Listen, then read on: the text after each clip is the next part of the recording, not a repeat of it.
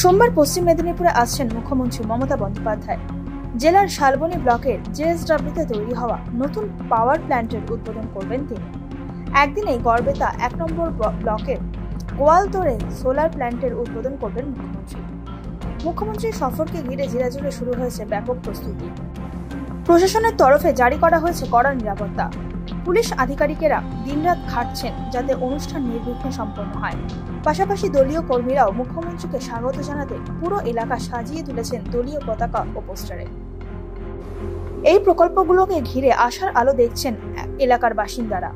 তাদের মতে পাওয়ার ও solar plant চালু হলে বাড়বে কর্মসংস্থান, উন্নত হবে এলাকার আর্থসামাজিক অবস্থা।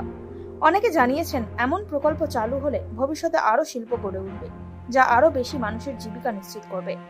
শুধু পাওয়ার প্ল্যান্ট নয়, মুখ্যমন্ত্রীর সফরের সুবাদে শালবনীর মতো ফাঁকা এলাকায় বড় শিল্প গড়ে ওঠার সম্ভাবনা নিয়ে নতুন করে স্বপ্ন দেখছেন এলাকার মানুষ।